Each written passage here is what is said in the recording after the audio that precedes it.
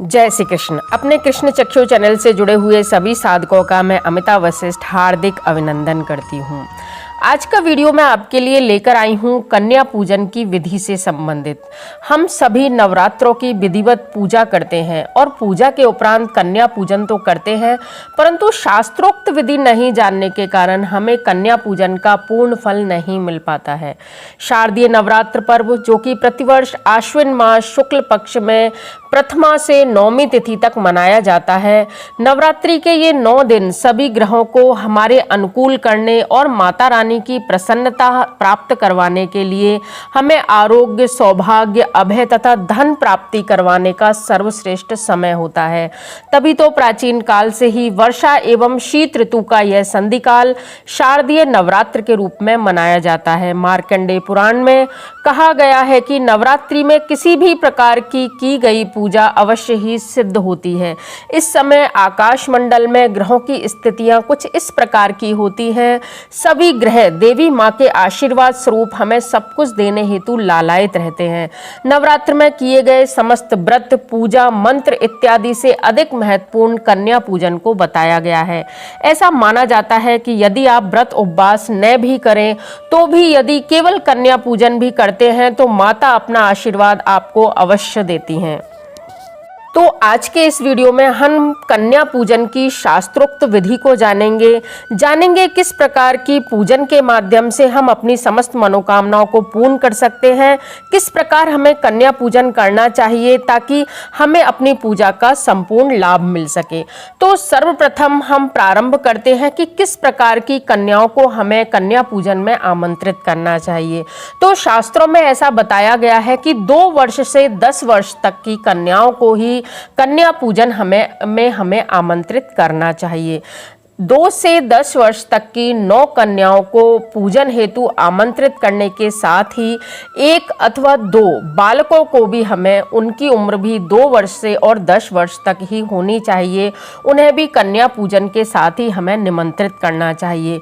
बटुक भैरव अथवा हनुमान जी के रूप में उनकी पूजा हमें करनी होती है। तो 1 अथवा 2 बालकों को भी हमें, जिनकी आयु कन्याओं के समान ही 2 से 10 वर्ष तक हो सकती है, उनको हमें अवश्य ही कन्याओं के साथ कन्या पूजन में बुलाना चाहिए। कन्या पूजन अष्टमी अथवा नवमी 2 दिन किया जाता है। कहीं कहीं विजयादशमी के दिन भी कन्या पूजन करने का विधान आता है। तो कन्या पूजन के समय जो 2 से 10 वर्ष आयु बताई गई है, उसमें विभिन्न प्रकार की कन्याओं को आयु के हिसाब से उनके नाम दिए गए हैं और उनके द्वारा हमें जो प्राप्ति होती है उसका भी मार्कंडेय पुराण में अच्छे से जिक्र आता है। तो 2 वर्ष की जो कन्या है उसको कौमारी का स्वरूप कहा गया है। वह हमारे दारिद्र्य को दूर करती है, दुखों को वह हमारे घर से ले जाती है, नष्ट कर देती है। वहीं 3 साल की जो कन्या है उसको त्रिमूर्ति का स्वरूप कहा जाता है, जो सुख, शांति और समृद्धि देने वाली होती है। 4 वर्ष की कन्या कल्याणी कही जाती है, जो हमें भोग और मोक्ष दोनों ही प्रदान करके हमारा तथा हमारे संपूर्ण परिवार का कल्याण करती है। 5 वर्ष की कन्या को रोहिणी माना जाता है, जो रोगहीनता अर्थात आरोग्य हमें देती है। 6 वर्ष की कन्या को कालिका कहा जाता है। वह विद्या, सभी कर्मों में आपको विजय देती है और यदि आप बेरोजगार हैं, आप रोजगार पाना चाहते हैं, तो 6 वर्ष की कन्या आपको रोजगार देने में अत्यंत सहायक होती है। 7 वर्ष की कन्या को चंडिका का स्वरूप माना जाता है। वह आपको ऐश्वर्य देती है, साथ ही आस पड़ोस में अथवा कोर्ट कचहरी में यदि आपका कोई भी मुकदमा चला हुआ है तो वह उसमें आपको विजय दिलाती है। 8 वर्ष की कन्या को शांभवी स्वरूपा माना जाता है। वह योग के क्षेत्र में आपको विजय दिलवाती है। यदि आप कोई भी पारलौकिक कार्य करना चाहते हैं तो उसमें आपको 8 वर्ष की कन्या के माध्यम से विजय मिलती है। पितृदोष यदि आपके घर में है तो वह 8 वर्ष की कन्या शांभवी स्वरूप में आपके घर से पितृदोष को नष्ट करती है। 9 वर्ष की कन्या को दुर्गा का स्वरूप माना गया है। वह हमारी शत्रुओं का नाश करती है, हमारा कल्याण करती है। 10 वर्ष की कन्या को सुभद्रा स्वरूपा माना गया है। वह हमारे सभी मनोरथों को पूर्ण करने में अत्यंत सहयोगी होती है। 2 से 10 वर्ष के आयु के जो 1 या 2 बालक आते हैं, वह देवी के पार्षद के रूप में, दूत के रूप में हमारे साथ आते हैं। कन्याओं के माध्यम से हमारी पूर्ण होने वाली मनोरथों को सिद्ध करने के लिए वह दूत का कार्य करते हैं। इसलिए कन्याओं के साथ 1 अथवा 2 बालकों को भी अवश्य ही हमें बुलाना चाहिए। अब कन्या पूजन का सर्वश्रेष्ठ समय कौन सा है, उनको दी जाने वाली भेंट कौन सी है तथा कौन सी है वह मनोकामना पूर्ति का सरल उपाय जिसको हम करके और हमारी सभी मनोकामनाओं को पूर्ण कर सकते हैं। तो कन्या पूजन हेतु सर्वप्रथम विधि आरंभ हो जाती है सप्तमी के दिन से। यदि आप नवमी के दिन कन्या पूजन करने वाले हैं तो अष्टमी के दिन से ही आपकी विधि आरंभ हो जाती है।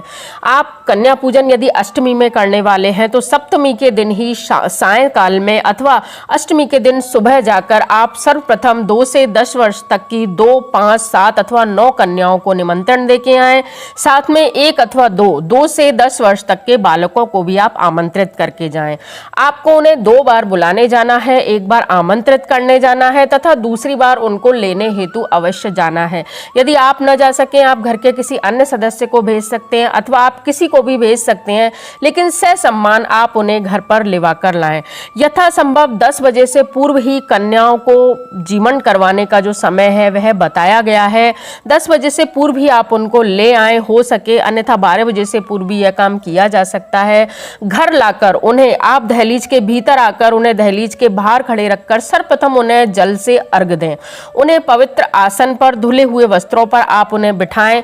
उनका मुख पूर्व, उत्तर अथवा पश्चिम की ओर हो।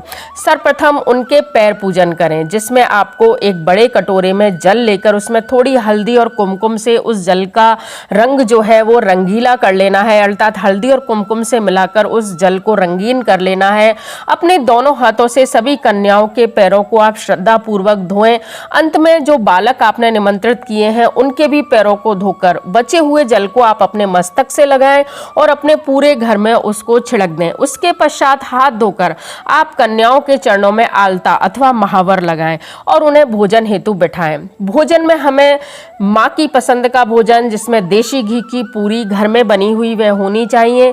देशी घी की पूरी, सूजी का हलवा, छोले की सब्जी, काला चना, चिवड़े, पुए इत्यादि माँ को अत्यंत पसंद है। यह उनका पसंदीदा भोजन है।